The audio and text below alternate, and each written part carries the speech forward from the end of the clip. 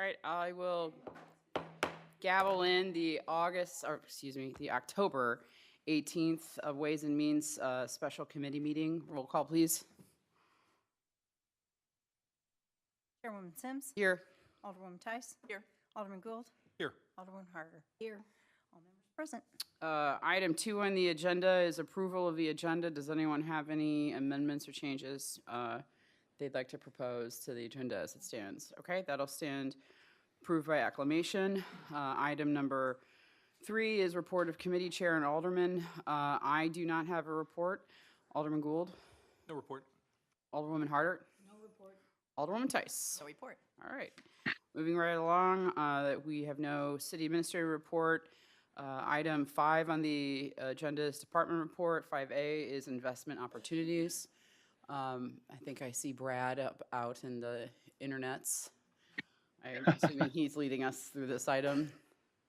I can. Or, Good evening, everybody. Michelle and Bola, would you like me to hop in? Absolutely. Okay. Well, I stepped out at a big conference here, so I'm in a huge exhibit hall. Hopefully nobody will be walking by. Michelle and Bola have identified some additional general fund money from the recent audit. And they can correct me if I'm wrong, but I think it was around $5 million. They have asked me to put together an investment strategy to include 3 million of that 5 million into the existing investment portfolio for the city.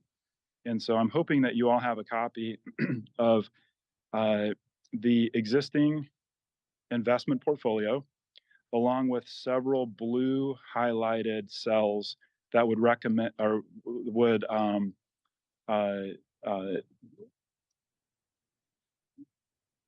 let you know which of the securities I would recommend. And I'm hoping you all have a copy of that.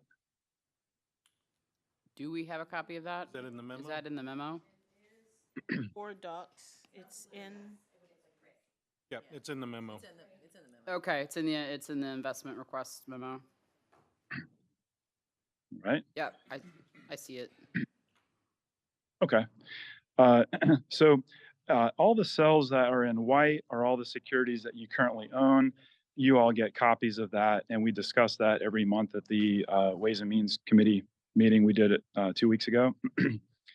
The blue cells represent the allocation of the $3 million.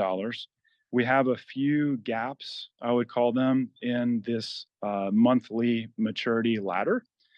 The first is the blue cell at the top called commercial paper. The city's investment policy allows you to invest up to 5% of the portfolio into commercial paper.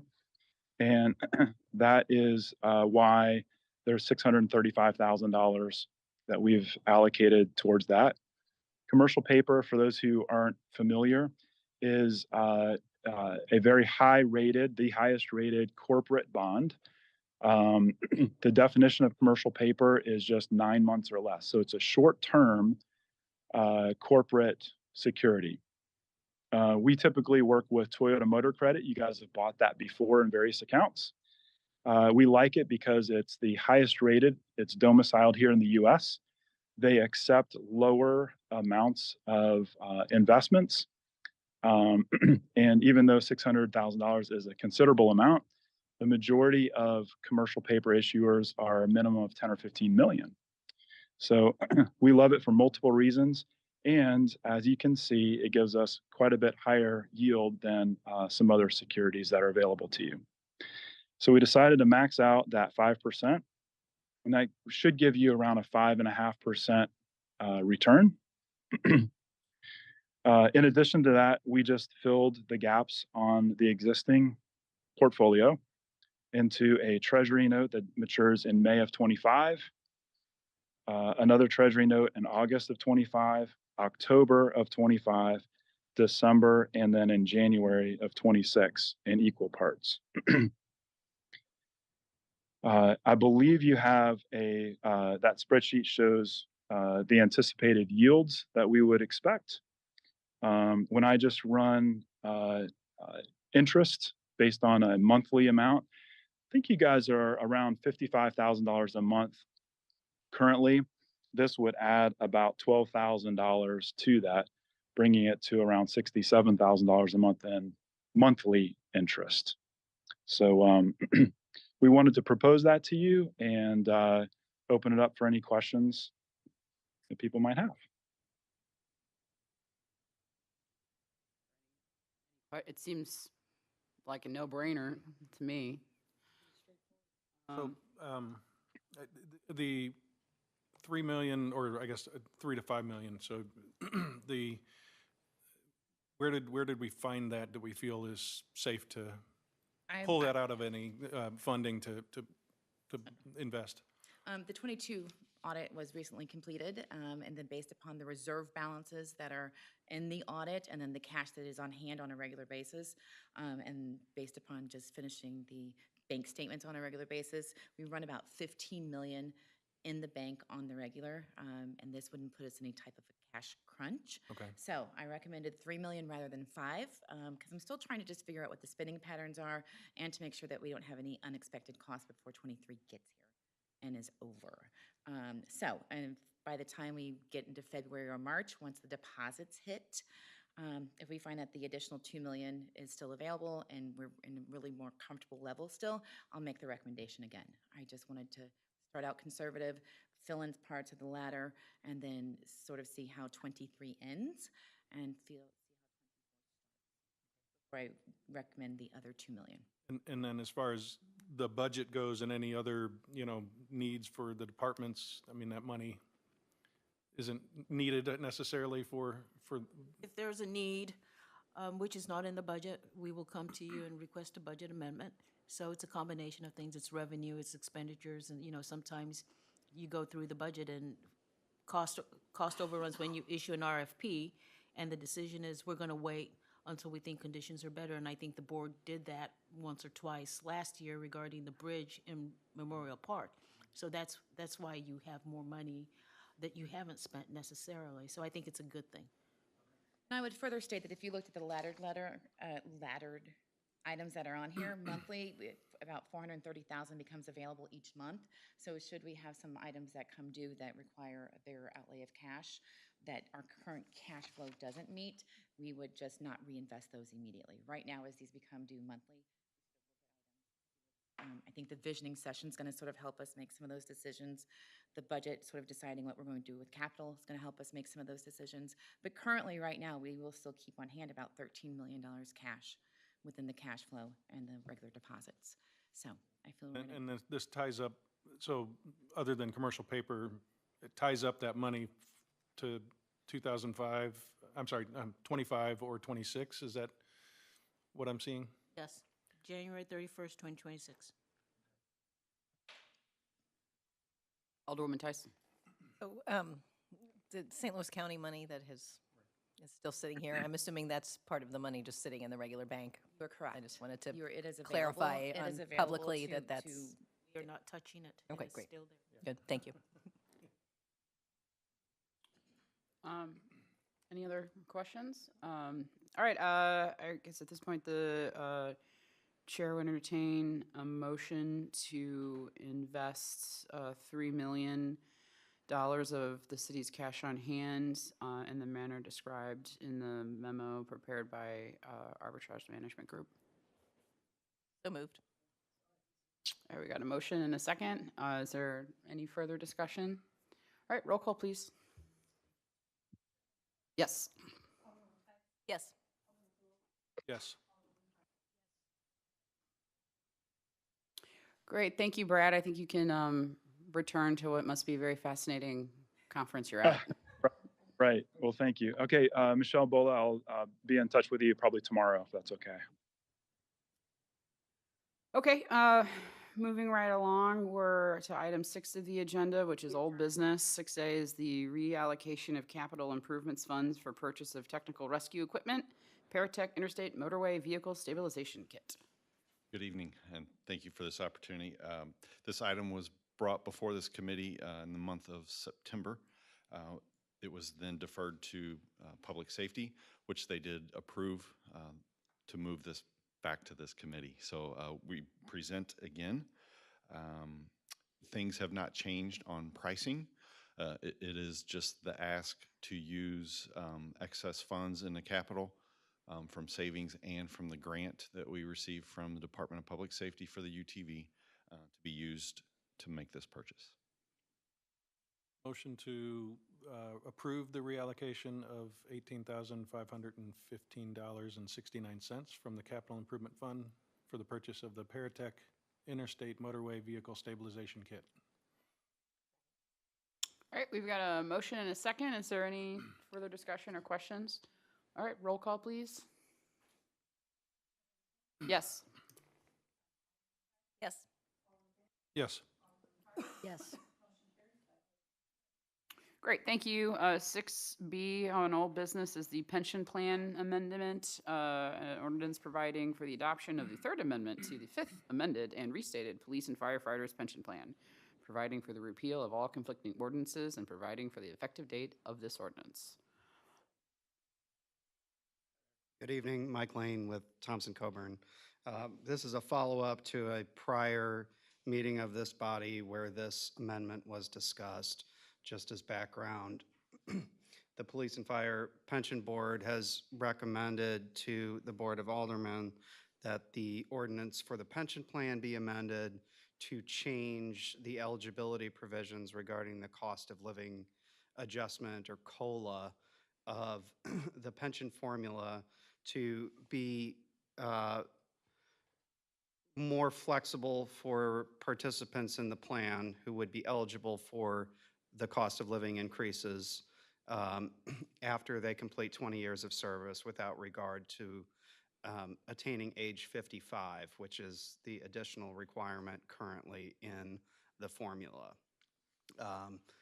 When we previously discussed this, there was some additional information sought, and wanted to, give you a little bit of an update on where that stands at this point. One of the pieces of information that you guys were looking for was the number of folks who would become eligible to retire with a COLA today versus having to wait until age 55. And that number is about 10 individuals who are under age 55 but have the requisite 20 years of service to be eligible to receive the cost of living adjustment if they retired. The other piece of information, I believe, was concerning what other governmental pension plans do in terms of COLA. And what I can tell you from what is publicly available is that it's around half of public pensions that do provide a cost of living adjustment. Most of those that do provide a cost of living adjustment have a more generous cost of living provision than the City of Brentwood Police and Fire Pension Fund does. Generally, they're either in line with the City of Brentwood in terms of the amount of the adjustment of 2%, and about half of the plans that do provide cost of living adjustments are a little bit higher than that. So I'm happy to answer any additional questions you have about this before we move along. Alderwoman Tice. Microphone on.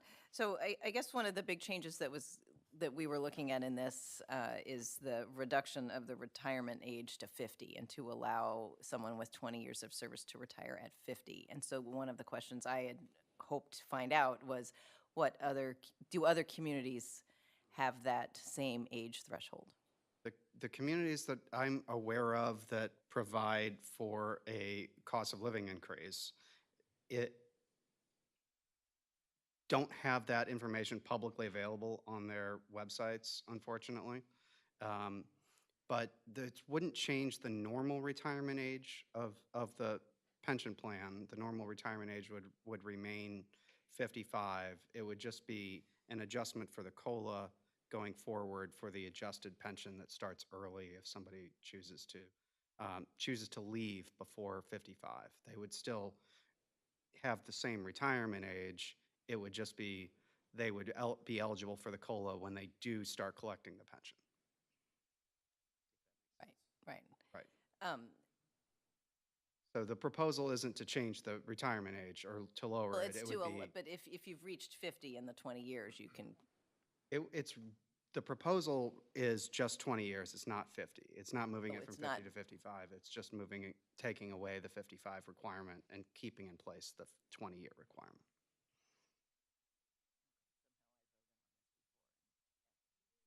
yeah, that is not what I thought I voted on. Sure, at sure. The pension plan.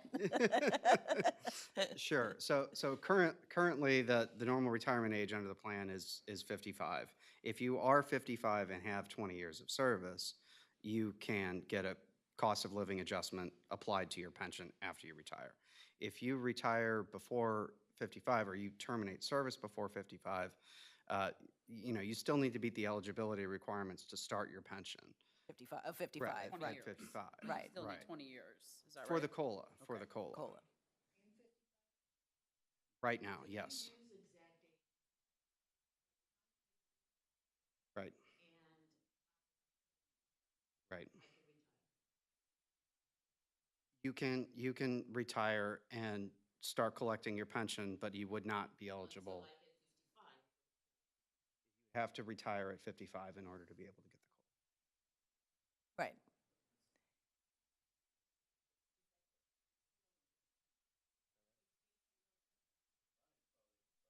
Yeah. I mean, and, you know, and it's in simple, like, yeah, if you talk to me like you think I'm stupid on this, that's fine. I will use the best hypothetical example I can provide. I'm 48 years old. I have 24 years of service in the city of Brentwood. If I resign tomorrow, this is approved, I collect nothing from Brentwood until I turn 55. At 55, I start collecting. I would also be eligible for the COLA because I have greater than 20 years of service. No reduction in the age to collect the pension. It's just after 20 years of service, if you separate, other than injury, you would receive the COLA at 55. If this went through. Correct. Right now, you would not. Correct. You are If you- correct. You are correct. Still have to wait till 55 to get the pension, but he would not. Question of COLA or not COLA. Okay, so I have another question for the chief. So there are more people in fire than police who, like, if the board approved this and this went into effect and every eligible person, including you, decided, like, I'm gonna go get another job and I'm gonna get my Brentwood pension at 55 and it's gonna get the COLA, what would that do to the department if everybody left at once? So you have the demographics that was provided in the board docs. My short answer is that's why we work so hard on professional development to build the next leaders. I don't foresee that happening. Especially some of our longer tenured people, their skill set is in fire. They don't have skill sets as physician's assistants or nurses, even going working in the hospitals. They're firefighters. So it would be a complete career change. It's possible, absolutely possible. But I think it's possible with or without this adjustment as well.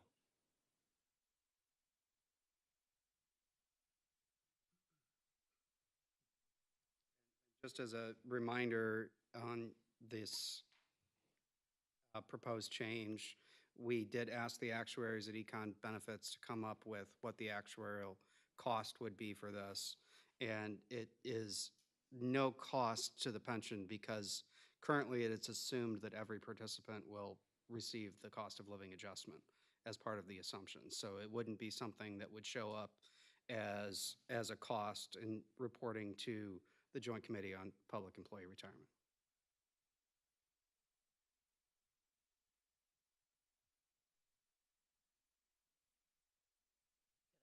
Yeah, please, So I'll go back to Yeah, COLA. we So can be informal. there's this, we got this great chart of other communities.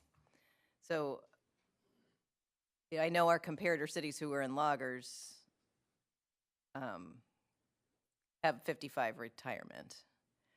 But of the comparator cities who are not in loggers, do we, are, other than, like, I know some have the rule of 80, and I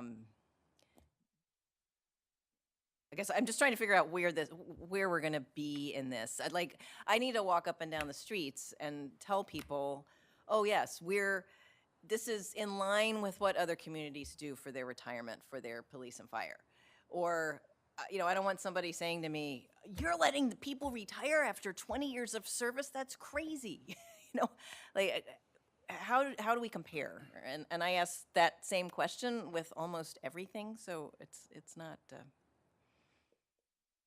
but if I can defend it and say, oh yeah, this, I don't know, Clayton and Chesterfield and Kirkwood and Ladue and De Pere all have the same situation. So that's sort of what I was hoping to find out from last meeting to now. I don't know that the chart gives you that summary. When I look at it, if I go through each city,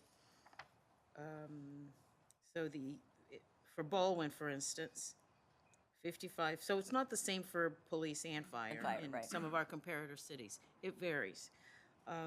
55 for police in Baldwin, 60 for general, which would include fire. And some of the information is incomplete because, for instance, in Chesterfield, it doesn't answer that question. And I hate to delay this, to the next meeting, because we've delayed it sufficiently at this time. It's not consistent across the board. It varies. Yeah, and I can tell you, I looked as well, and that information just wasn't publicly available in terms of what the COLA rules are for each individual plan. Did But you we're not make talk- any kind of public records request, or is this information Did not. closed? I mean, we could get that, but we did not. We did not ask that. I just didn't know if this information would be available under our sunshine laws.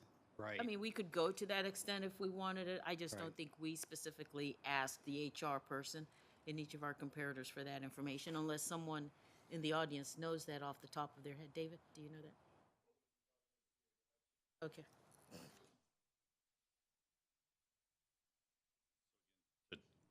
Complicated response to the question. The microphone. Yes. They're all over the board. Comparators that I'm familiar with being Richmond Heights and Clayton, they have years of service included in their calculation where they can retire and collect a COLA prior to the age of 55, depending on the years of service, and have had several employees take advantage of that. Other places that were mentioned, Kirkwood, De Pere, they don't have a defined benefit pension. So some employees may just choose to leave. They just have the contributions, and that's what they leave. And that's what those plans offer. So it's all over the board. All members of loggers have an early retirement option. It costs them, but they have an early retirement option, and they start collecting immediately. So that is kind of the complicated response that I'm very familiar with when we talk in the pension world. Thank you. Just to speak to the question of ages, I mean, the age is going to remain the same when you can start collecting at 55. How pension plans generally operate, and this is certainly true for the City of Brentwood's pension plan for the police and fire folks, is that the pension gets more expensive for the city, for the employer, the longer the individual works. They accrue additional service, and generally your compensation increases as you continue to work longer. So somebody who retires at 55 with a COLA is going to have a much larger pension than somebody who stops working at 49, waits 6 years, and starts collecting a pension. It's just whether or not there's a cost of living adjustment applied to that individual based on their decision of when to stop working. But the curve of expense of pensions is kind of like this. Like the longer you work, the more expensive it is and the greater benefit that you earn. And I guess the question here is somewhat different to me than at the pension board. At the pension board, yes, the pension can afford this. And I guess the question here is whether we want to make the change to allow people to leave earlier, even if it doesn't cost, it's the same cost as the pension, but you know, just a different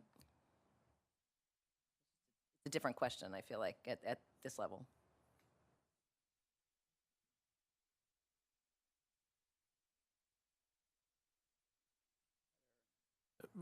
I guess, remind me again, what's driving this initiative?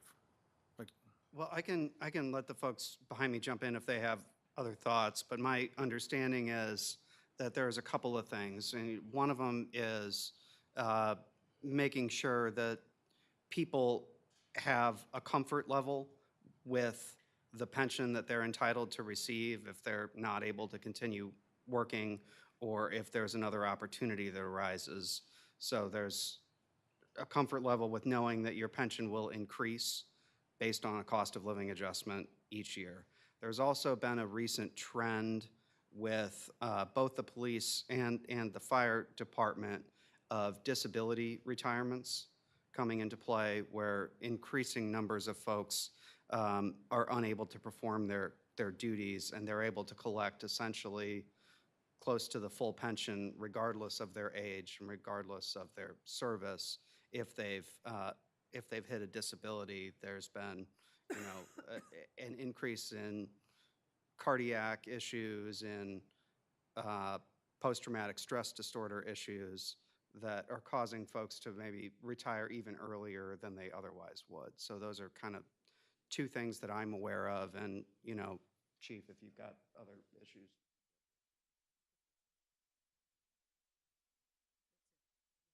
and is this something that our,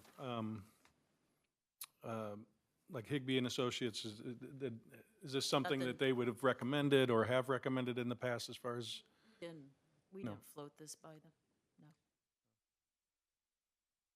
I mean, I guess, how is If the we had pension? done a comprehensive compensation study that would have included, and the last time we did something as comprehensive as this was the first year we did it, 2014. So we haven't gone to this extent. But they have done it in the past, we just haven't gone to this extent recently.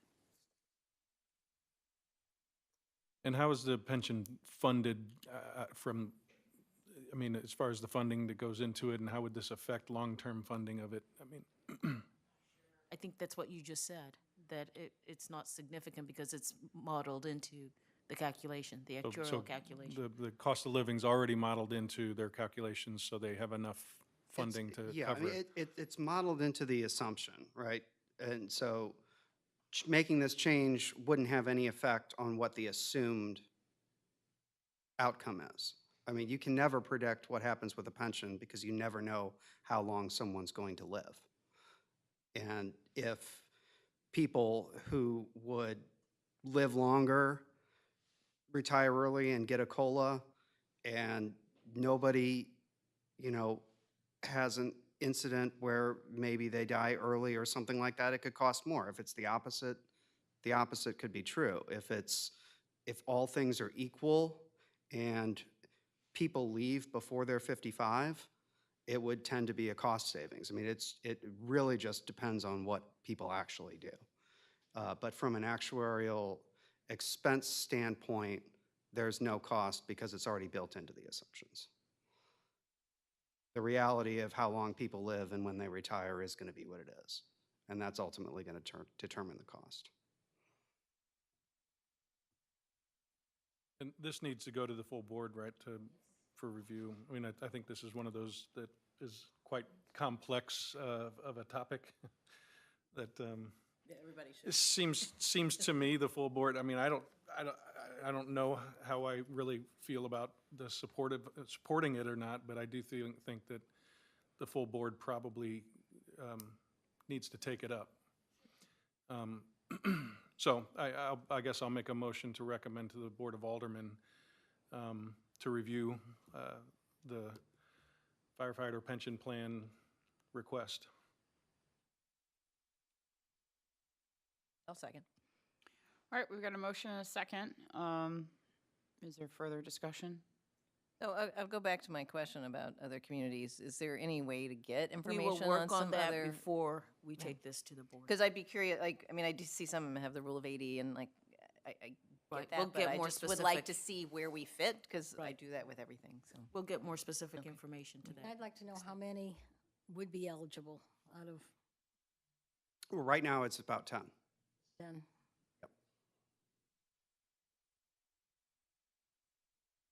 Okay, is there further discussion on that? Roll call, please. Alderwoman Sims, Yes. Alderwoman Tice, Yes. Alderman Gould, Yes. Alderwoman Harder. Motion carries by a vote of 4-0. Okay, thank you very much.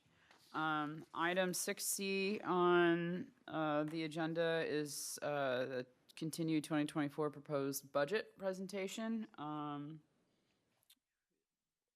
Will we be going in the order in which it's reflected on the memo? I'm somewhat, Oh, I think so. okay, so it looks like we're leading off with capital improvements. Am I seeing that? Yes, you Reading that are. correctly? All It's, right. Oh, yes. Okay. Am I? It took me a few minutes. Sorry about that. So since the last meeting, there has been discussion that, we do have a sustainability commission. And the city is interested in pursuing sustainability efforts that advance that cause. And one of the items that the mayor has been talking about is electric vehicles. And he's been talking to me about that for some time, that when there's an opportunity for the city to invest in sustainability, electric vehicles to do so, when city vehicles are being replaced. In the proposed budget, we have a number of vehicles that are scheduled to be replaced, but in terms of timing, we already have a balanced budget for your consideration. So this discussion is just a start into what could possibly happen in the '25 budget. So from a concept standpoint, I've asked Chief Spees to do some research and share with you what he's found in terms of the different types of electric vehicles, specifically for police, because this is applicable to other departments. Planning could easily use it, Public Works and Parks, but we'll start with police, and here comes Chief Spees. Good afternoon. To Bola's point, we have taken a look at the cost comparison for electric vehicles compared to what we're buying currently. As you know, we're stuck with Durangos and Tahoes at this point for police vehicles. They're the only ones that are being sent out by the manufacturers that are pursuit rated, and they're called PPV vehicles. There are a couple others on the market. One of them is a pickup truck, which we wouldn't normally buy for patrol cars. So as we took a look at this, we looked at who is making electric vehicles for the police currently. Ford has a Mustang model that they're making, and in fact, Wester Groves has 2 of those cars. They bought them last year, and they put them into service. Next year, starting in the spring of next year, Chevy is putting out a Chevrolet Blazer model for a police vehicle, and we've looked at the prototype at the request of Bola. It's a really nice car. It looks like it would be very good for police service. They've done a nice job looking at all the considerations for what makes these cars good for police service, like, just an example, seat wear, which you wouldn't think is a big deal, but officers' gun and duty belts wear our seats out in our cars very quickly. This car is equipped with seats that fit to the officer's contour. That's just one example of their considerations as they built this car. When you look at what we're really looking at, and that's the electric vehicle piece of the car, it's 496 horsepower. So it's a very strong car. It's very fast. So in that regard, it would be fine for what we do. They have put the highest level battery in this police vehicle that they have currently, that they manufacture. So it gets around 250 miles from each charge. So just to put that in perspective, our officers roughly put about 80 to 100 miles on a shift on a car. And that's usually kind of high, but that's really kind of an average of where we're at. So in theory, we could probably use these cars twice without charging, maybe. But I would think that we'd probably be in a position to use them for that 12-hour shift and sit them and charge them and then put them out the next shift is kind of what Jason and I talked about on this. So that's doable if we have enough cars on the other side, the gas side, to augment the fleet. When you look at the costs, it was a little surprising to me that at least what Chevy's putting these cars out for the police, they're about $10,000 more than a Tahoe model. So it's really, I thought it would be more than that. They're around 56.5. You can see the comparison here. The outfitting is something that we're not sure of because it's simply not being done. But we did contact VIP, which is a company that does our outfitting for our traditional cars. They think it'll be much the same as outfitting the car with lights and siren and all the other things that need to go in our cars. It's around a $13,000 expense.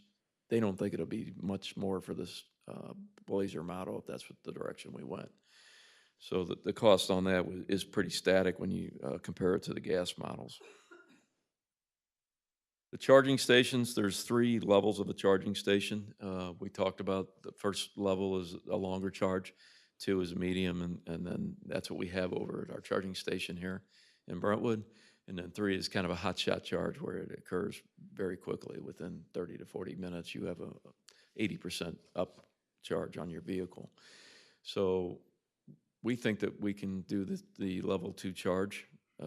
So we've tried the best we could to just put this together to give you a kind of a 10,000 foot view of this.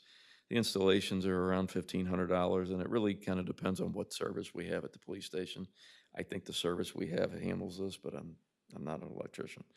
We'd need 2 plugs so you can see the cost of both of those stations. You know, you're looking somewhere in the area of around $6,000 for those. And that's just a one-time cost to get that plug and system up at the station and ready. It's interesting when you start looking at the amount of money that you can save in the fuel. Now, there is a cost to the electric to charge these cars. What that's going to be, we're not really sure. On average, it's somewhere around $5 to $8 a day is what we're finding on the internet, if you believe anything you see on the internet, depending on the time of day you charge. So it's quite cheaper to do that than put gasoline in cars that we're putting 23 or 4,000 miles on average in, obviously. So when you look at the cost of the gasoline savings and a yearly fuel costs, you know, again, these are estimated, so please don't hold me to these, but we're looking at around a $25,000 to $6,000 per year savings on these gasoline fuel costs. That does not include the cost of the electric. As you see, it's listed around $3,000. So there is a considerable amount of money saved in the fuel costs. On the second page of what we showed you on your attachment, one of the things that caught my attention is these upgraded batteries, and they do continue to get better each year, is that they're over 10 years anticipated service for batteries now, and I didn't think it was that long. So I can't think on any level that these police cars are going to make it 10 years in our with the driving that they get. So the batteries should outlast the use of the car, which that's a considerable cost, obviously, as you look at if you had to replace those. We looked at, and again, it's market driven right now, so this is probably going to change as EVs become more popular, but right now the resale value on these is not good. It's for several reasons. Other police departments are telling us that it's difficult to sell a used police car to another department, which is typically who buys our used cars is another police department. And they're not set up yet for the electric sourcing for the cars, so they're not interested in buying an electric vehicle as a police car. And they're worried about that battery life, and they're worried. No one really knows yet just how long and how much wear and tear is going to be made on these cars. Are they going to hold up? So the resale value is suspect at this point, and we don't know because they're not here yet. And 4 years, we'll probably be able to give you an idea on that. Maintenance cost, we got this total from Webster Groves when we went and talked to them about their Mustang. Roughly about $4,000 a year. These cars do go through tires more quickly than our traditional cars do. So tire costs and things like that. But other than that, there's really not one of the things that we spend a lot of money on our vehicles is repairs. And these electric engines are more reliable, at least appear to be. So that cost of repair of our gas vehicles should be considered in this as well. If those are major repairs, they're typically covered by warranty, but sometimes they're not. I know Dan's here tonight, and he can probably be a little bit more specific because those costs come through his department as they fix our cars. We talked about the depreciation value of these cars. Again, we're not really sure of that. The last thing I'd like to tell you is that from my perspective, and Bola said this is a 2025 budget issue. That's a good thing. I mean, I'd like to see these, particularly this model car from Chevrolet, hit the street and let them run for at least a year and see how they do. This is a brand new model coming out. You order them in the spring and they're delivered in the fall. It would be nice to see how they perform at least for that period of time so that we know their reliability. Question. Yes, ma'am. They said in your little notes, it said the cold weather will drain the batteries faster once it hits 32 degrees. Now, we can get some bout of really cold weather, so I'm wondering how that would affect if you're going around and all of a sudden you go to, slowly. Yeah, I don't know the answer to your question. I don't have an electric vehicle. What we saw on the internet was, and Chevy actually, as part of their touting this Blazer, they do say that as well. There will be some, but I honestly don't think it'll be an issue because we anticipate charging these cars after a shift. All right. So, especially in cold weather, it's. Yeah, it said it'll drop 40%. Yeah. Once it gets to 22. And the so technology's getting better too, so I don't know what it's gonna be like in a couple of years either. I mean, it could be that they figure a piece of that out too. Hate to be stranded, Yeah. We get stranded in our gas cars too. I know. Yes, ma'am. So in looking at this, I think the savings potential is probably, if you factored in the cost of repairs and oil changes and all this stuff, we have an electric car, you don't do anything. I mean, literally, like my husband's had the car 3 years, and other than a car accident, there's been, he hasn't spent, we've done nothing. It never goes in, needs windshield wiper blades, and that's the extent of it. So I'm not saying, I mean, this is a new model, and I sort of agree with you. The first time a new car comes out, you want to be careful and see it in action. But I do think some of those ongoing yearly expenses, both for maintenance and then the gas, if you're saving just guessing on fuel, $4,000 a year on gas per vehicle, significant. But Sounds like it's something to keep an eye on. yeah, seems like something to watch for 2025. Their Mustang is pretty small. I would not recommend that car. To me, it's just too tight. It's too little for what police do because there's just so much equipment in our cars. Yeah, I mean, I have a hard time getting there yet. I think we've got to see what happens with some of these vehicles from a public safety standpoint, right? I mean, I get it for maybe some of the staff car, running out and doing permit checks and, all of that, or some of the smaller vehicles for public works. I could kind of understand maybe the value of that and that you don't have to, you're not using it constantly, you're not, But public safety, I mean, you guys need, you need a reliable car that can't sit for 12 hours charging back up. And so I don't foresee for a while significant amount of the fleet being transferred to this. So then what is it for? It's All city vehicles. So I think you bring a good point, and as Chief Spees was talking, I went into board docs and included planning development. So there are vehicles for public works, there are vehicles for parks. And there is one that would be ideal for planning. So I just came back from a conference and they had them on display. So we're going to be exploring all of that. It was just timely to have police. Thank you for pulling this information quickly, because I think, was it yesterday that we talked about it? About that. Yeah, and So thank you. I mean, you know, philosophically, I feel pretty adamant that if we're going to do this, then we need to install solar panels and have the energy that is charging them be actually sustainable. I just don't like the idea of, like, if we were to look at putting chargers down at the new park, that sounds great because we hopefully could tap into the solar panels that are already there. You know, if we're looking to really make an impact on things, I mean, that needs to be considered. We'll include that in our data gathering. Dan's taking notes, so more to come. May I ask one more thing? So are there any incentives or grants out there for cities who want to buy these things? Is Ameren still doing incentives for putting the chargers in? And would these costs then go down because we could tap into external funding? There are, we'd have to really dig into them. We didn't have a opportunity to really dig into that. I think there probably would be. One thing we did find is that Enterprise is actually offering a lease program on these vehicles that may be an option for us to keep the cost down, to spread it out over a few years.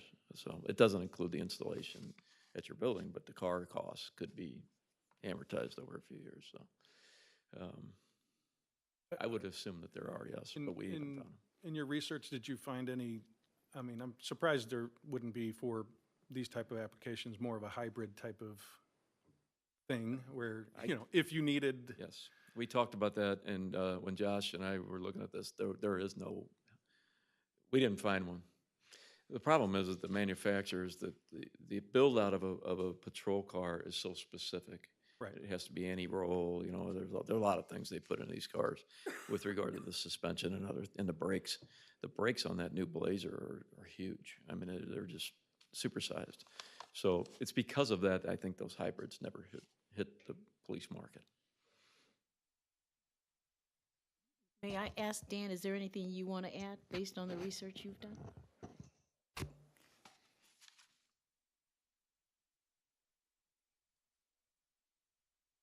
Yeah, the only other one that I saw out there besides what the chief spoke about was the Tesla Model Y. So like South Pasadena, California, in Somerset, Wisconsin, they actually use the Model Y. Model Y is more comparable. It's bigger than the Mach-E, but it's smaller than the Blazer. So, but I did, in my research, the electric motors, as he alluded to, they do have a much more reliable, useful life. They're looking at 500,000 to 1 million miles equivalent that you could put on an electric motor versus, you know, internal combustion. If you do 500,000, it's probably garbage. But some of the other things I noted were the warranty is 10 years for the battery, and most of them say you can probably get 12 out of them. You know, I know we don't keep police vehicles 10 years, but, you know, I would think somebody, a citizen, would probably buy it, not necessarily another police. And then the other thing I noted was Toyota's got solid state batteries that they talked about with research and development. If they produce those, they could do 900 miles on a charge versus most manufacturers are under 300.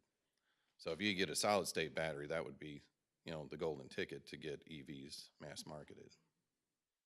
That's pretty much it. And the other thing was that our mechanic would want to know, you know, do we need a special diagnostic tool? If it throws an engine code, we can read the Durango, we can read the Tahoe. I don't know what these will tell us, if anything. And then with the brakes, you know, do we need to have more expensive brakes on hand? does it affect anything that we do, or do we need to take it to be repaired because of the regenerative braking? You know, all the models we looked at use the regenerative braking. They apply the brake, it's putting power back to the battery. Tires we can handle, you know, that's pretty simple. That's pretty much it. Okay, looks like, it looks promising. I mean, I hope we are able to safely incorporate electric vehicles in the future. So I guess we'll just, at this point, keep an eye on that. Yes, this is just information at this point. Okay, so then, I'm not seeing any more questions on that topic, so we'll move on to the rest of our budget presentation. Am I correct that planning and development is up Correct. next?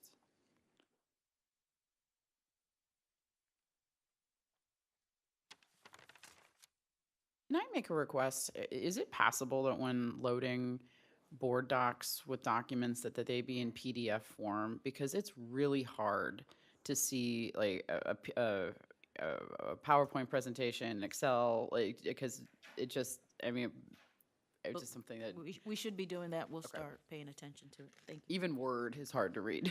It should all be PDFs.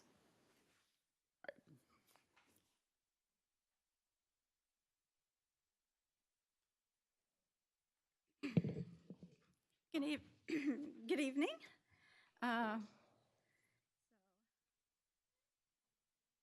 So this is for the 2024 budget presentation of the Planning and Development Department. Again, we always strive to deliver excellent customer service and provide a one-stop shop for community development, land use planning, zoning, building code, code enforcement, floodplain management, and economic development services. We've been working on improving our permitting process and inspection services, operate in a fiscally responsible manner, provide excellent code enforcement and economic development services for everyone. So this is all of the accomplishments for the year that we've included, so I won't go each one. Yeah, but it's in your documents there. But we have a very strong residential market, so we're still continuing to see record number of permits for residential. And we've had new commercial, includes the Brentwood Playground, the Park Pavilion, Kitchen Conservatory, and 241 Hanley Industrial Court is still under construction. The Veterinary Emergency Group in the Mark Twain Elementary School. So we've also increased code enforcement and residential occupancy and change of occupancy forms for the year, including providing over 1,400 occupancy inspections. The prior budget included 6 full-time staff and 1 part-time code enforcement officer. We're now including the code enforcement officer position back into the full-time. We found that it is really needed at full-time level, as we've discussed before. And we have also included a part-time permit clerk to assist with MyGov and customer service at the front counter with permitting and getting people more up to date with MyGov. So. The engineering budget cost is staying the same. For a large part, most of my items are staying the same with only a few minor exceptions. So we've just carried those costs through. I believe we're right on target to spend that this year, so we've carried it for next year. The current budget for $3,500 for travel and meetings and $7,000 for travel. I'm sorry, one is for meetings and $7,000 is for travel, so those are continued from the previous year as well. And training is also $3,500 with new positions being filled. And staff turnover I expect to see more in training expenses. So, the miscellaneous contractual expenses, it was $155 this year. We've lowered it to $125,000. A large of that 100 last year was anticipated for the development of the architectural design guidelines. So we are starting that process, so it will continue into 2024. So that's why it's still back up to 125. So. Other items are advertising for conditional use permits at the Planning and Zoning Commission and Board of Aldermen, and for Board of Adjustment as well. And I think all of the other items were the same as the previous year. So, and that's all I have. Yes. Can I ask you a question? Sure, Alderwoman Harder. On page 132 at the top where it says salaries full-time, I know you went from a code enforcer from part-time to full-time, correct? Yes. Okay. The estimate budget was 370,000, now it's 480. It went up $100,000. Was that just for that one No. full-time? I mean, why did it go up 100,000 for full-time salaries? That actually came Top from our line. HR department. Could you repeat the question? I can answer it. Oh, okay. If you look at the budget number, she was 421 and to 480, and it's because all these positions haven't been filled all year, so okay. they've been That's true. sitting empty, Thank and you. so we're not going to spend the I whole didn't amount. know. Okay. Yes, yes. So we Okay. still have, we have made an that offer. for- Yes. Pretty good.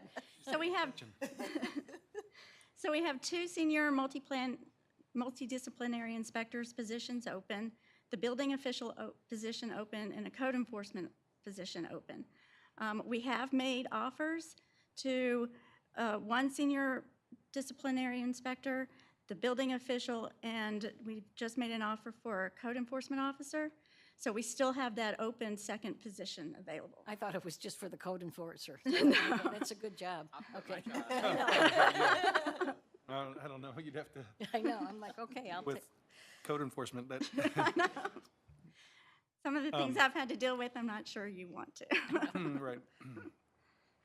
I have a question on the miscellaneous contractual expenses as far as the rebranding of Hanley Industrial Court. I know that we're, at Communications Committee, we're talking about overall branding initiative for the city. Is this in here in anticipation that we Would be might have? incorporated into that, yes. Okay. So, would this be something that would be incorporated into that work being done, or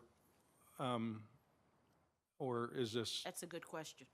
Thank goodness we haven't released it. Yeah, well, I mean, we can get into scoping and stuff after, I think, I think it could be, oftentimes when we issue requests for proposal, we bring in alternates, and Right. so this could be added this as could be an that. alternate. Yeah. So I just want to make sure that those are aligned. We actually have engaged someone before, so we have the language to incorporate it, so I think it would be Yep. an easier Yep. merge. Okay, Yeah. all right.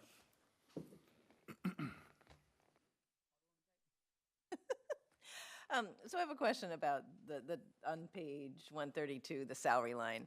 And my question's not about the dollar amount, but it's about whether you think we can fill these positions. They've been open.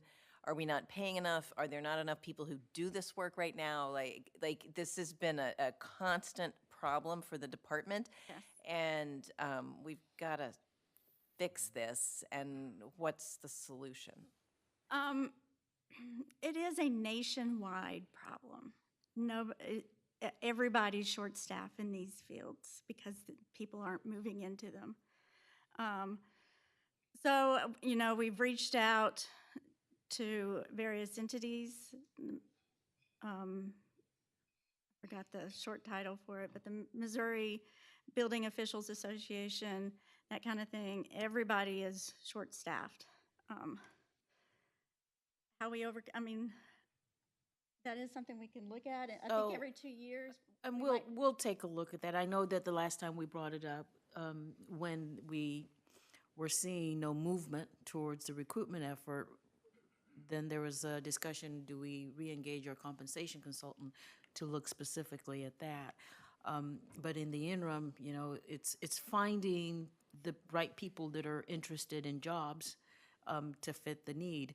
But like Whitney said, it is a nationwide problem. And at this conference I was just at, the talk there was that what we're going to be going towards in the immediate future is not one city providing these services anymore. It's going to be a consulting group or new businesses popping up that are hiring these retirees because the pipeline into this profession we aren't seeing younger people going into it. And I believe that when we did the board orientation, Alderwoman Tarter and Alderman Sully yesterday, Egger, he was saying that, as an example, amongst his friends or his age mates, none of them are talking about going into the police profession. So this is another one that we're seeing. And so what is the solution? It's a discussion we all are having in this profession generally, maybe even talking to kids at high school to see whether, because it's a trade profession. Are you interested in going to this as a trade? So until there is, and also, an opportunity to partner with cities that do have them. I know that there's one specific city that I spoke to who said, we have 8 people in our planning department. And if we can't meet the demand in our city, how do we take yours on? So that was the response from this one city. So we're thankful that we've been able to fill these positions, and we continue to search to fill the remaining. But when we do the compensation study update, we will pay laser focus attention to this. Some of the cities that are recruiting, well, they're not recruiting, our staff are applying for these positions. And they just did their compensation study. So when we do ours next year, if there's a significant movement and we have vacancies, we might see some of these people wanting to come back. It's musical chairs, especially in the St. Louis County market. Right, well,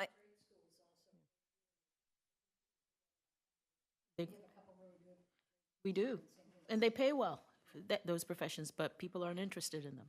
well, I mean, it's not a discussion for the budget, but this may be a long-term discussion about how to think creatively. Like IT, we've done this creative thing with IT, and it sits in Clayton, and they work with us in Richmond Heights, and maybe that kind of thing needs to be done here, because as development happens, and certainly as Manchester Road redevelops, we can't have a year with no staff. No, we're I mean, talking to other cities, and, part of the issue is we're not all on the same code.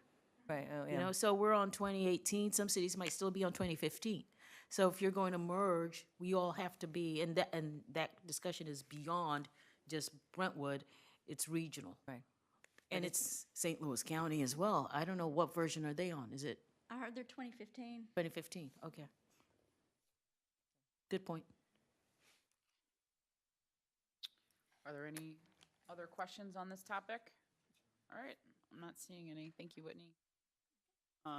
And then Public Works, who's got that one? So we've updated this, it's now information technology. And Oh, then sorry, Public Works is after I that. think I just got excited about Public Works. That was a slip. So I didn't mean to shortchange IT in any way. How are you guys? Good.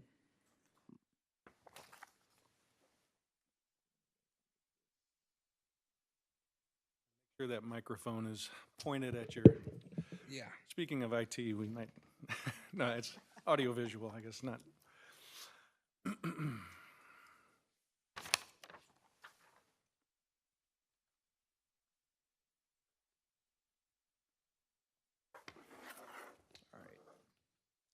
How are you guys this evening? This is a presentation for the fiscal year '24 proposed IT budget.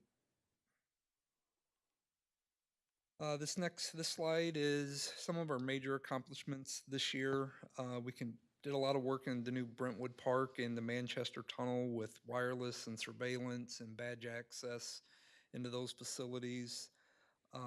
We were in the middle of this still. We have a major badge access upgrade throughout all the city facilities. It encompasses 7 doors, and if you don't know, basically you have to have 2 different badges in the city depending on what facility you're going into. It's because of the badge readers. We're getting everybody onto the same platform on the same technology. It'll reduce to a single badge system, and it just happens to be the most secure form. The old badge system that we currently have, they sell scanners on Amazon, scan a badge, and it's pretty easy to recreate, so we're up in the security there as well. Every year, we conduct a network security audit. We hire ethical hackers to hack our network and tell us what's wrong with it, and we get a report and we patch all the holes. We're luckily, they usually don't find a whole lot. Usually it would be something internal, not something from the internet inbound. It would be something on our internal network. The cybersecurity, the end user training, from KnowBe4, that's an initiative we continue to push each year. I think it works well. You can see in what they call clicks, and every month we send out fish test emails and see who clicks on it or not, something they shouldn't. And you could just see the decrease in that. And so I think that platform is doing well for the city. Our main surveillance server in the city we had to replace this year. We've updated several software platforms, Microsoft Server, SQL Server, Microsoft Office, and Adobe Acrobat. And then we had some data center upgrades, some switches there, keyboard, video, mouse consoles, and some power distribution units. There's a typo. It's actually page 87 in the budget book. I realized tonight, but it was too late to change this. I have some general fund expenses here under municipal operating expenses. We have utilities.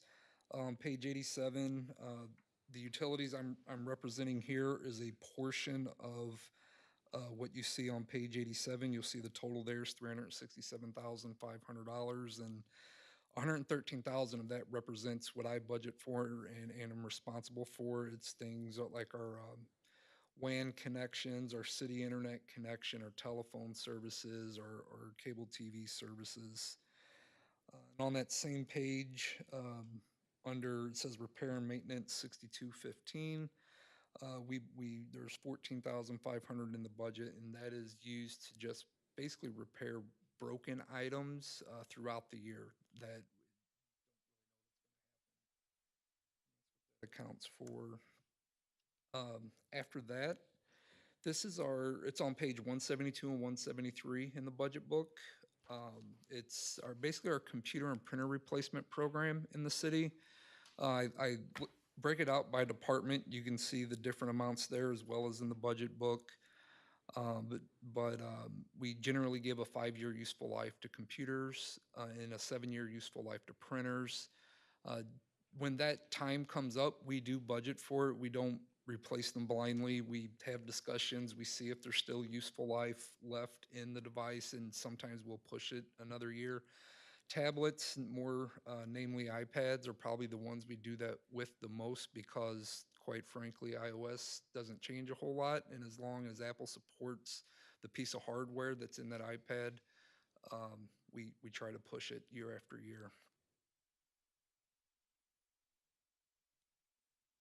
Then after that, on page 173, is our contractual expenses. On page 173, you can see at a high level the breakdown by department, the software that I'm budgeting for, but basically any maintenance or contractual items for any software platforms in the city I budget for in the IT budget. It's a total of $357,325.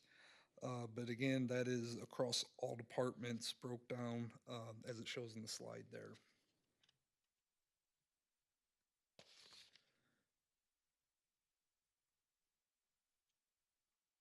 And this is where we budget for our technology-related projects. It's page 174, so the very next page.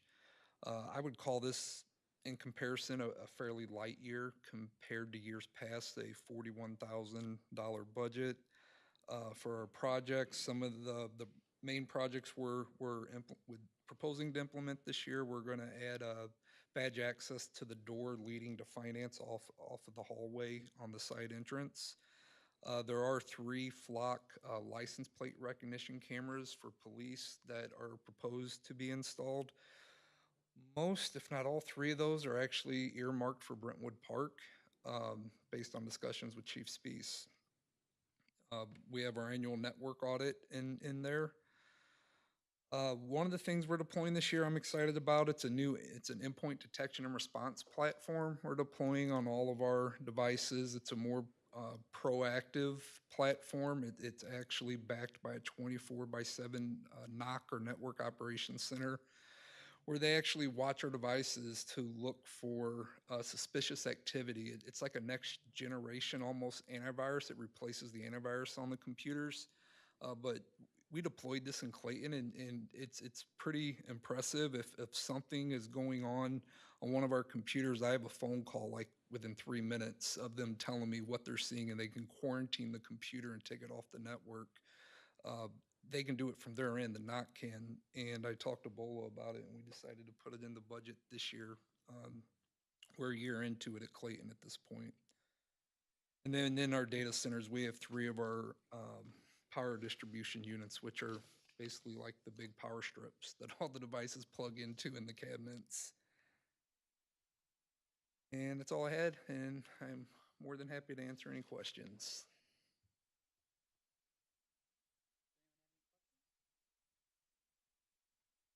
I'll ask a question. Yeah.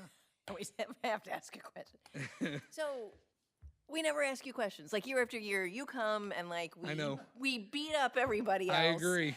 And we I'm never like, ask yes. questions. And so I guess my thought is like we don't know what to ask. Okay. So like no, but like how are the different, like all these different on miscellaneous contractual, how are all those reviewed, and how like does somebody look to Yeah, see whether there are so- economies to mesh them together, to mesh things together, and do we need everything that's here? So I, as the IT department director, I meet with every department in the city every year at budget planning time, which keeps getting moved up. This year, I think it was June. I sit down with every department head and whoever else they want to bring from their department, and we go over 100% of everything I currently have in the budget, including all these miscellaneous contractual items. And there's, I would say, in most departments, there's some systems will say, yeah, we're not using that anymore. Sometimes they add new systems, but there's always a discussion about it every year with the department heads and like I said, whatever representative. And it goes beyond miscellaneous contractual. It's their projects that they want to implement, their computer replacements, and what's coming up in the next fiscal year. So I feel we do our due diligence there. Another thing I feel that I can bring to the table with the partnership between the cities, usually I could talk towards at least what Richmond Heights and Clayton is doing in the departments on those same type of systems. And over time, it does seem all 3 cities kind of navigate or gravitate towards, similar platforms. Like in Parks and Rec, we all use Rec Track is the system that they use in Parks and Recreation.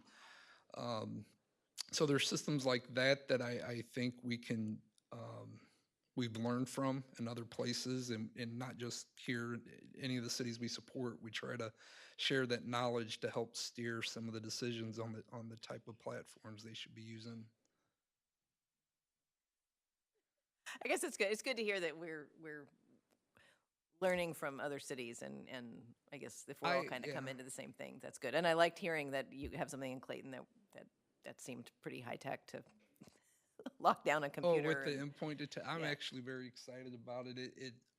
If you think about it, say, we do this know before cybersecurity training, and one of the big things is phishing, phishing with a PH, where you get this email and it's from the mayor and it says, click on this link and whatever it is they're asking you to do. Well, if someone clicks on that link, they've kind of breached every piece of security network, security related product we have on the network, because at that point it's coming from the inside out instead of from the outside in, because someone on our network let them in, and it's because they were tricked and they didn't know. And that's why we're big on the end user training. But the way antivirus works, it's based off of, think of a it's a dictionary. It's based off a definition file, and that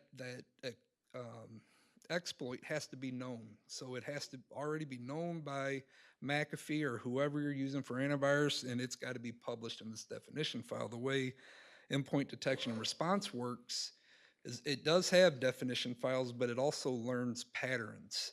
And if it sees you accessing a file you don't normally access, if it sees a file getting encrypted, like in the case of ransomware, that it learns. It's a almost, it learns what is correct, and that's when it steps in. So even if there's not a definition for it, it knows, hey, something's funny here, and it's not right, and it helps in those instances when somebody clicks on that link because they were tricked, and it minimizes the damage from when that happens. So I'm excited about that one. I was glad Bola thought it was a good idea to put in here. Yeah. Thank you for entertaining that Okay. softball question, but it is. I'll ask a question. Yeah. I know Microsoft has kind of a stranglehold on pretty much the world when it comes to especially institutional applications.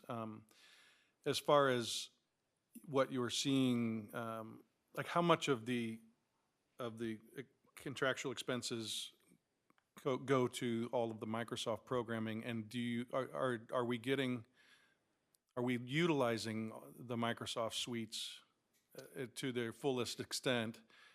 The reason I ask is I know, the idea of migrating to like a Google Suite or some other, are there other cities that are doing the alternative? Yeah. And I mean, I work on both on a daily basis, and I will say that the Google Suite has become a lot more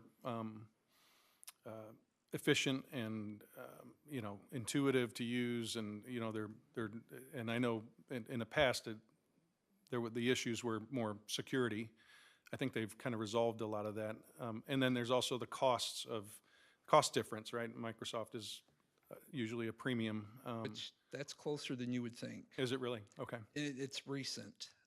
So the city of Richmond Heights uses Google G Suite as their Okay. productivity product. Clayton and Brentwood both use Office 365. It was before the pandemic, so it had to have been around 2019.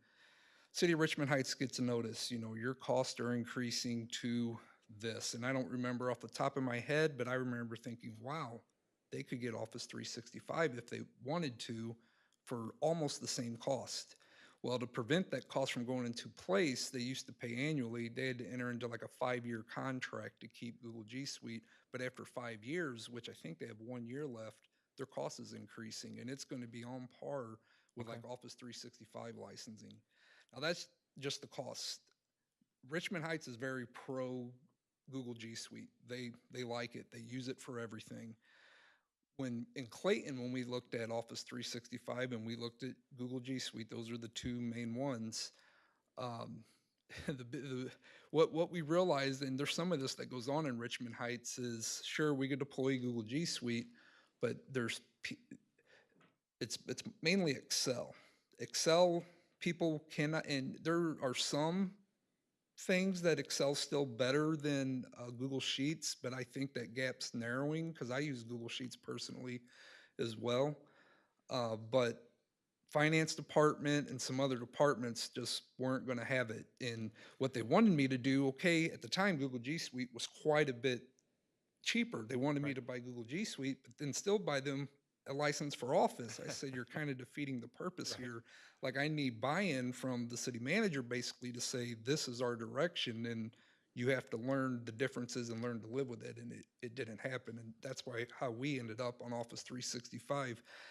I will tell you, in the city of Richmond Heights, their Google G Suite customers, they probably still buy, I think it's 23 licenses of Office for different people, even though they could use the G Suite versions of the comparable product.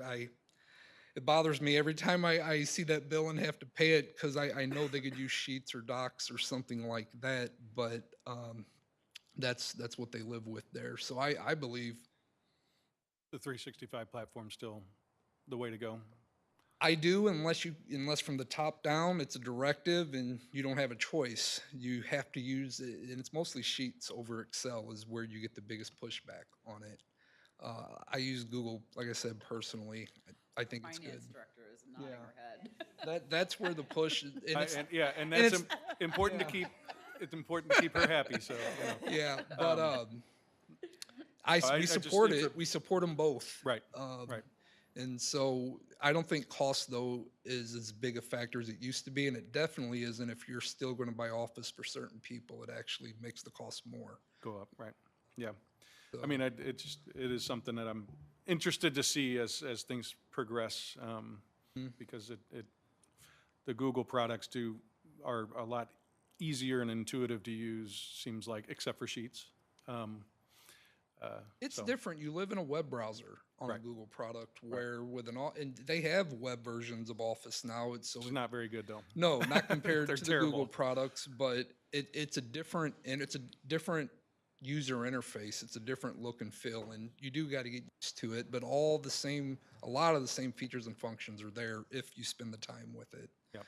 So you had Okay. also asked how much we budget. We actually budget $20,234 every year, and that buys all of our Office 365 licensing, which it looks like that is, I'm doing math real quick in my head, so 131 licenses, two different levels there. There's 52, they're called G3 licenses. There's more, you actually get the installable version of Word, Excel with G3, and then we have 79 G1, and they're browser-only versions of their products. But about $20,000 is what we spend there on our Microsoft Office product every year. Okay. Any other questions? All right, thank you. All right, thank you guys. Thanks for nerding out with us. Yeah, All right. I appreciate it.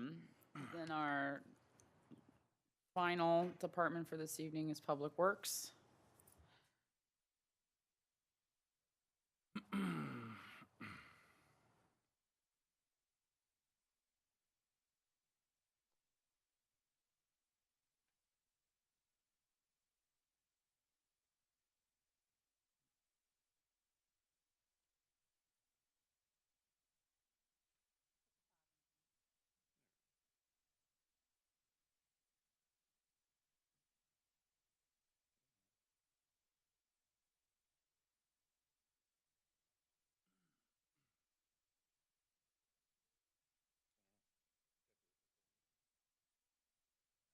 Did our IT guy break the IT? Yeah, right.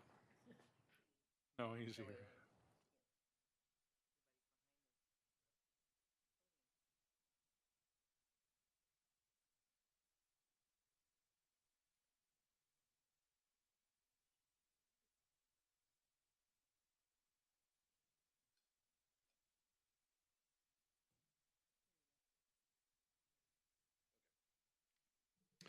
The way I put this together was the way we've done it in the past. So Public Works is essentially, three sub-departments, so to speak. So you've got streets, sanitation, and sewer lateral. So I kind of skipped over the mission statement and goals. We do have them. It's just that I didn't bother putting them in here. I figure you can read those at your own leisure. They really haven't changed much. As far as accomplishments, some of the things we've done this year, the Evans Howard Monument, City Hall improvements. So I know we're supposed to do the HVAC system for this particular council chamber. We did have to do the finance because it failed, as well as one of the library units. Some of the other things would be the stairs to the north, as well as the overhang. We still did composting, so we provided composters and pails. Streetlights, there's 4 streetlights that are ongoing right now with Ameren. Those will be put in sometime this week or next week. They'll be illuminating the main drive into the park. And then safety items, we did the Vismark, which is that lighting system on Strassner. We did several traffic calming requests. I actually got one today. I'll have to do some research on it. Stormwater master plan. So we did the phase 1 design kickoff. We'll be getting construction plans this year with the intent of doing construction next year. Russell Avenue STP, as you're aware, we just had that at the board meeting. So the bids were open in September. We should be able to do some construction late 23 into 2024. Sanitation, we ordered a truck. We're still pending its delivery. It should be here any day.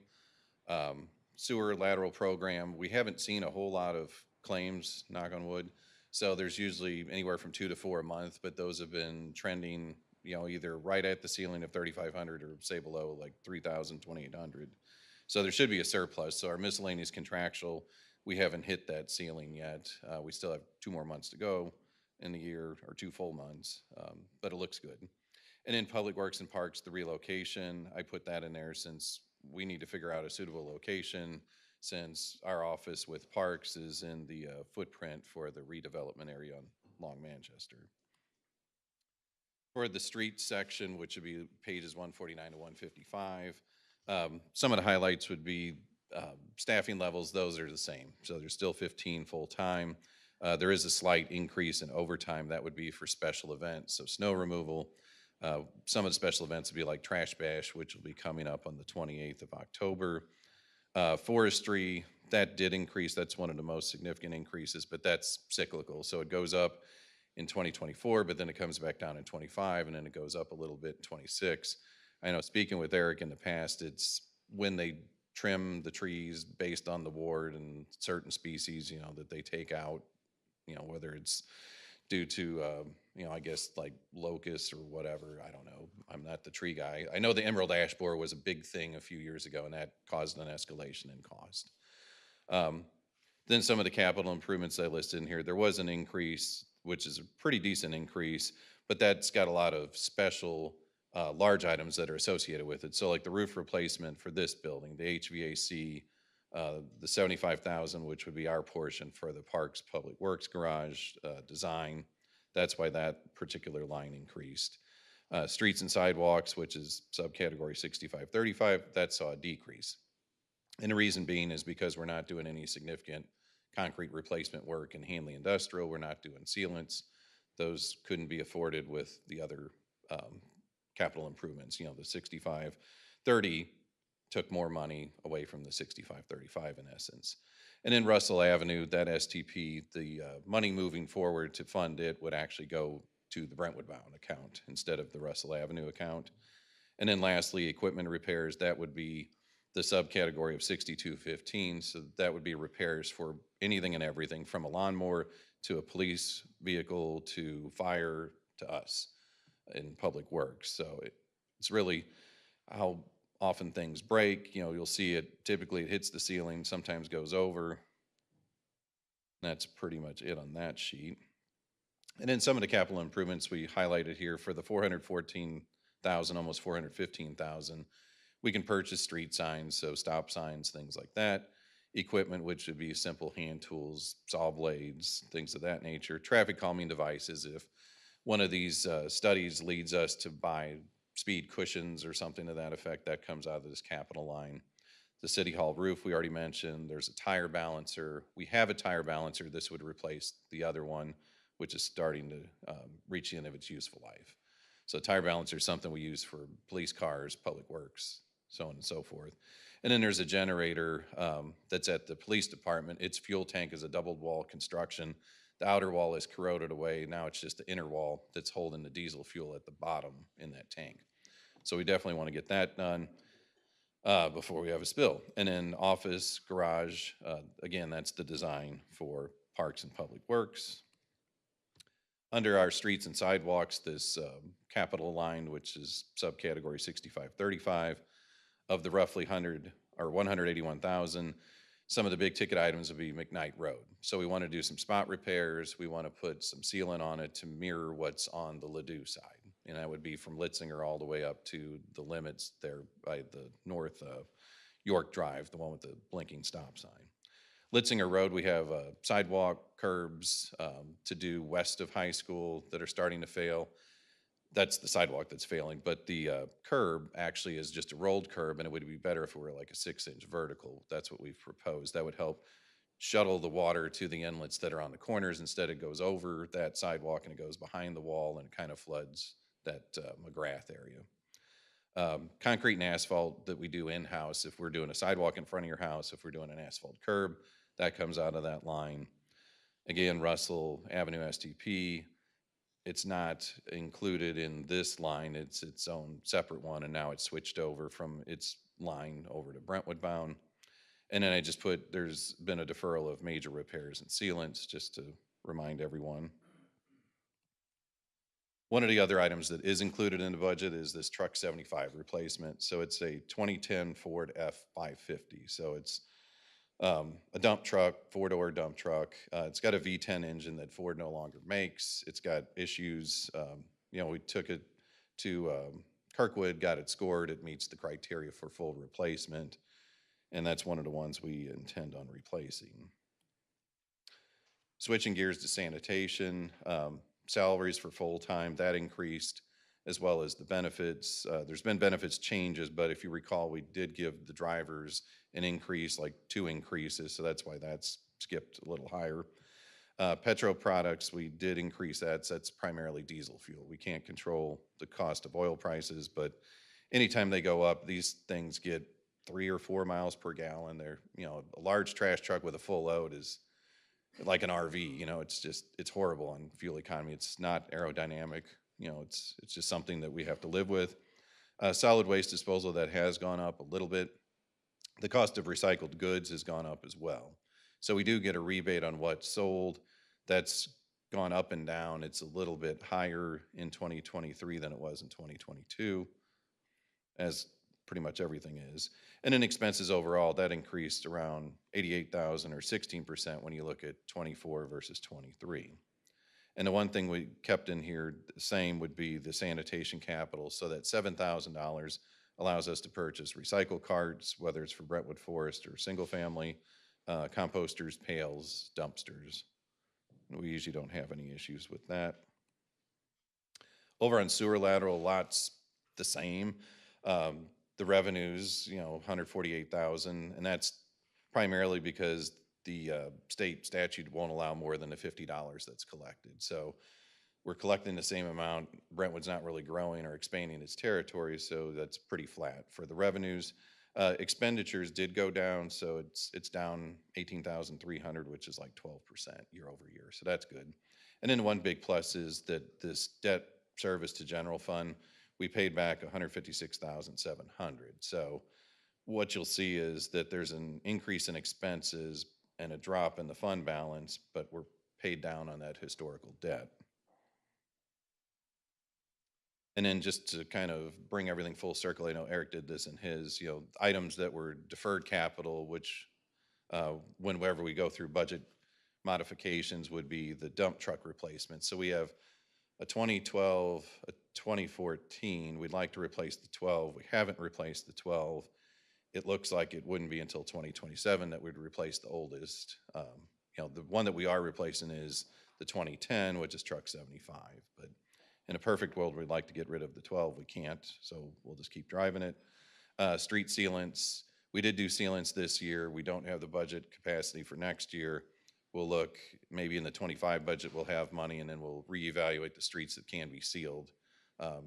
After a certain point in time, you can't really seal them and gain much useful life. So some of them that could have been sealed maybe would drop away, and we'll look at the ones that can be preserved.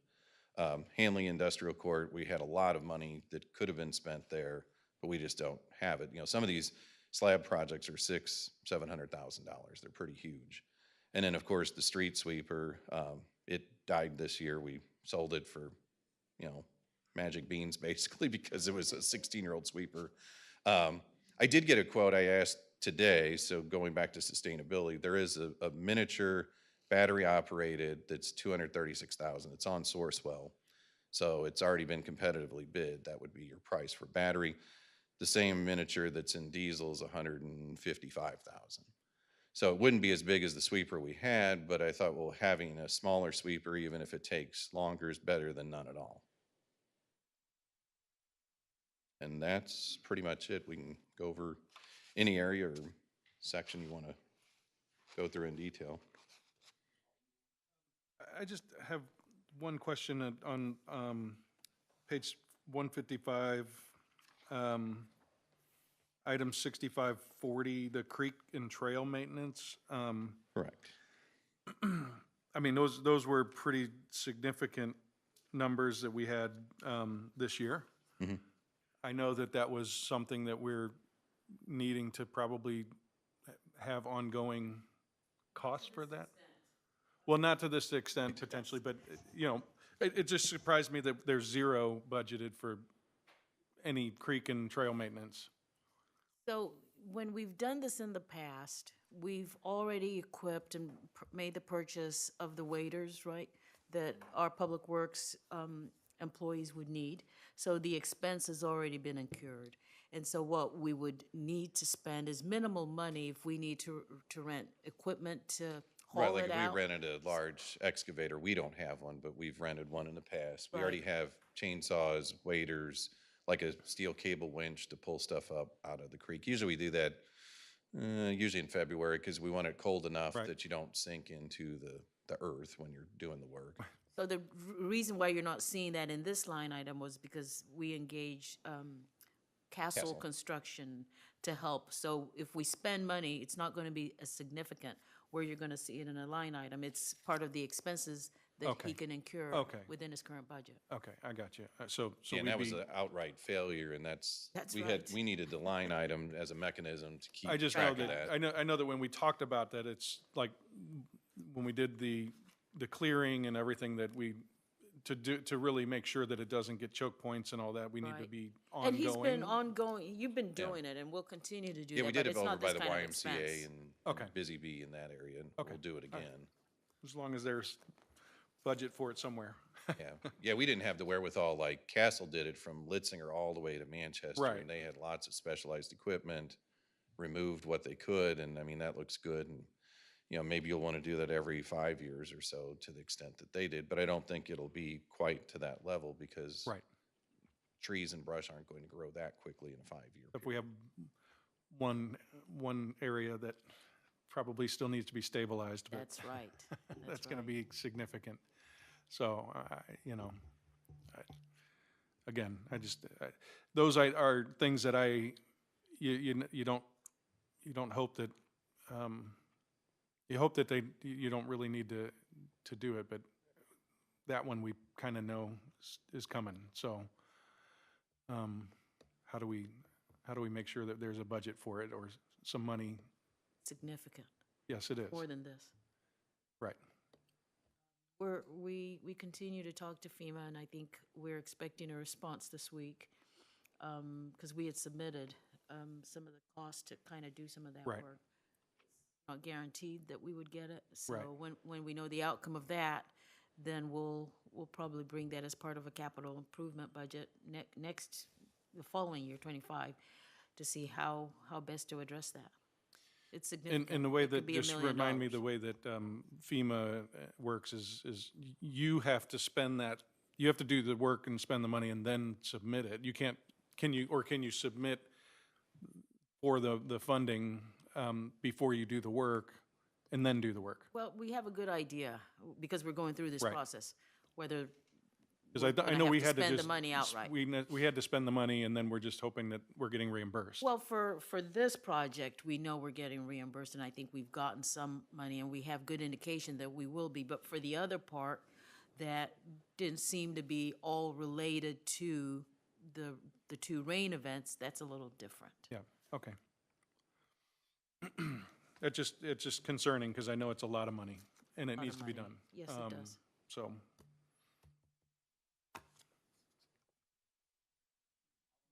I have questions. So where is money in the budget for the street sweepers that you're going to rent? Because presumably we'll still be renting them to Yeah, clean the what we streets did a few was, times a year. there's an equipment rental line that's in sanitation, so that's what I used this year. Okay. But there was only like 4,000 in it, so I exhausted it just with one rental.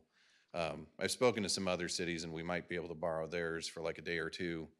But to answer your question, we'll just have to try to pay for it out of like miscellaneous contractual or something of that nature if we go over that line again. Once we burn the first 4,000, then I have to look elsewhere.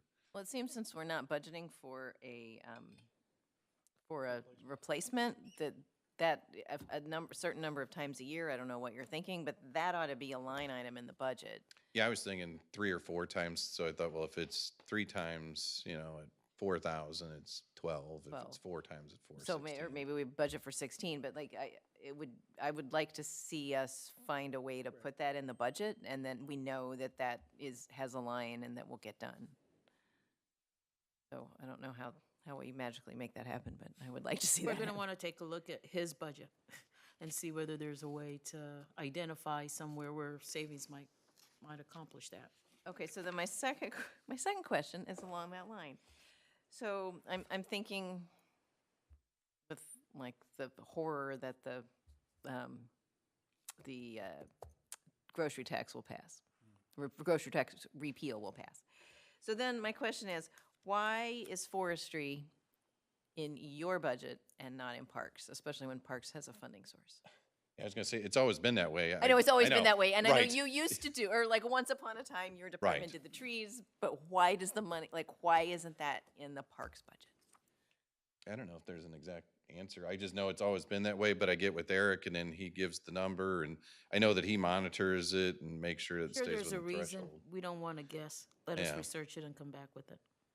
That would be some, that just is curious to me that that's Sure. even here, because it's not even something you, it's just like Yeah. in your budget, you're dealing with it, you have. Right, so like Davy Tree would be coded to that line. So if Right. they have to remove a tree because it's diseased and it's in decline, then it goes to that. Yeah, I don't remember exactly, but it predates all of us. Okay, well, that might be something to Right. move, that might be something to fix, because it just seems odd that it's in the Public Works budget when it's really a parks thing.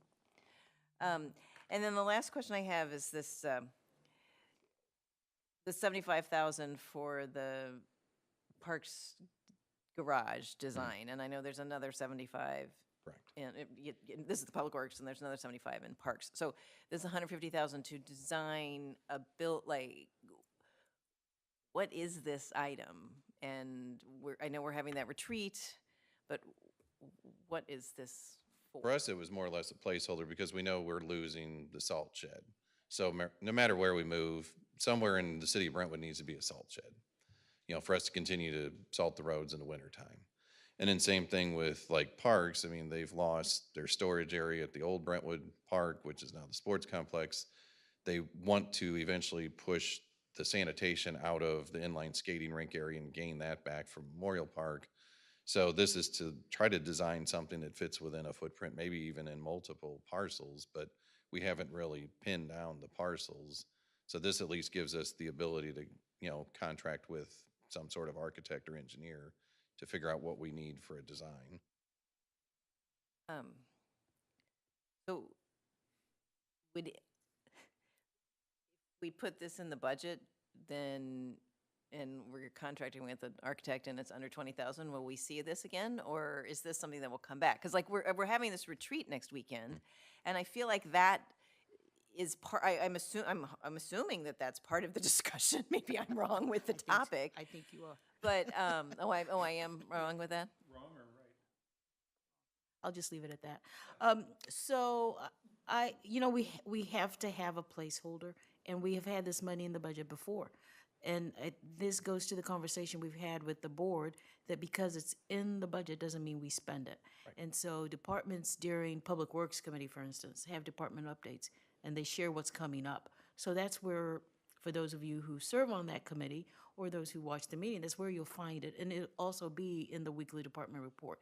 So because this is so critical, and we're going to be talking about acquisition of land wherever that is, you all will be informed, because when we select an architect, we'd have to issue an RFQ for that, and so you will know about the cost to engage them.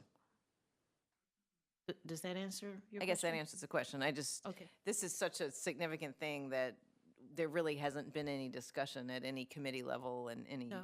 I mean, I know it has to Well, be. there I mean, has been. There has in- been. in closed session. Yeah, and Right. we're going to lose your building. Definitely. But the next step hasn't really been discussed, and so that was I just questioned this. We're just- 150,000 is a huge chunk of money. It is, for how lean but that's things the are right now. cost. Yeah. That's the cost of doing a design. So we're slowly bringing the board along and letting you all have the conversation and react to different recommendations that we're making in terms of options for land until we identify which one is best. And we know we have limited time. So hopefully by spring of next year, there's a decision on where that will be. But at that point, we have money, and if we spend 20, it's in the budget. If we spend 75 or 150, it's in the budget. That's all I have. Okay, I don't have any questions. So, thank you. Thanks. All right, I think that concludes the budget portion of this meeting. So we're moving on now to item 7, which is new business. 7A is discussion of amendments to the financial policy and procedure for petty cash. Yeah.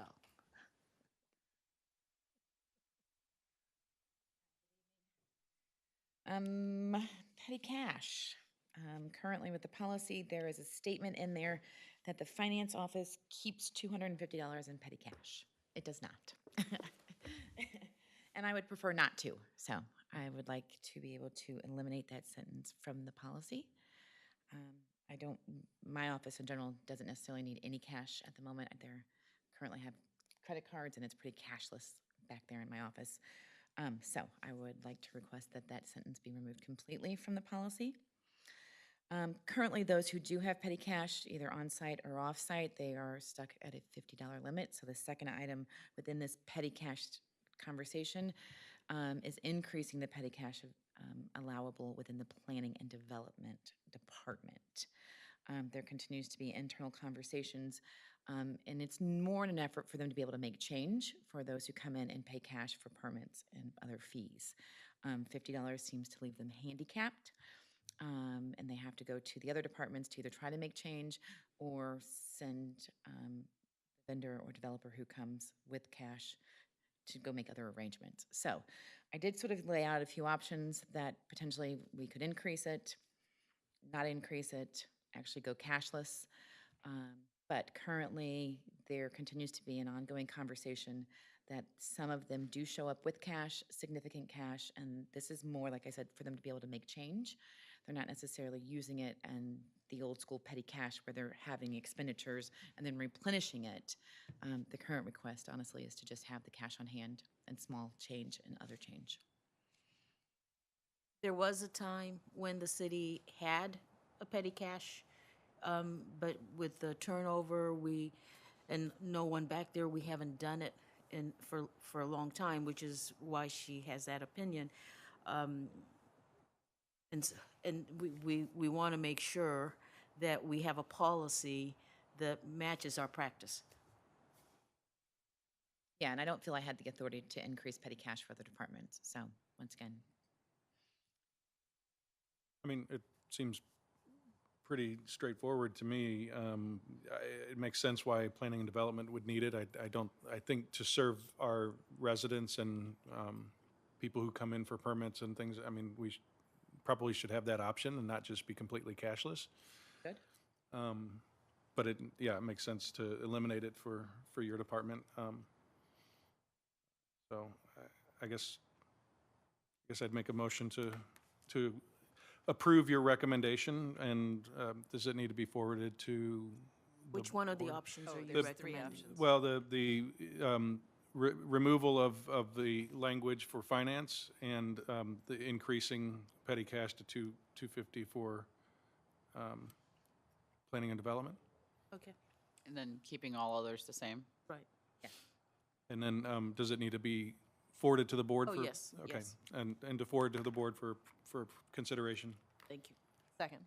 All right, we got a motion and a second. Is there further discussion? So how many people come in and pay cash? Is this a significant amount of money in planning and development? Whitney, can you speak to that? And then Whitney actually did do some comparables because it's really kind of based upon the month wherein they Oh, get okay. the influx of cash, and you are more than welcome to speak to it. The higher influxes are when we issue the business license, so. Oh, so we're they do, starting- okay, then if, it is probably a decent amount, then that's fine, Yeah, that's, So, contractor registrations are only for calendar year. So starting at December and January, everybody's starting to renew. So, last year, we got close to $1,400 in December. And so, and then it goes down. But every so often, we get 2 or 3 people that want to pay in cash, and the $50. Once we've paid the one person, we don't have enough on hand to make change for anyone else, so. perfect. That's, I just wanted to make sure it wasn't like one person a year or something. No, Okay, good, it's- good, okay, thank you. All right, are there other questions? I'm not seeing any. Roll call, please. Chairwoman Sims. Yes. Alderwoman Tice. Yes, Alderman Gould. Yes. Alderwoman Harder. Yes. Motion carries by a vote of 4 to 0.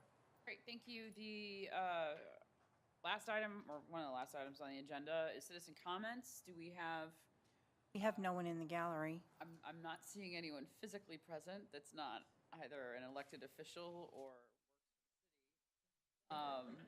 and no one's got their hand raised on, virtually, is that right? Correct. Okay, all right, so there's no one interested in citizen comment. Seeing no further business, this meeting is adjourned. We will be back on October 26th, which I think looks to be our final special meeting to review the 2024 budget, and that will start at 5:30.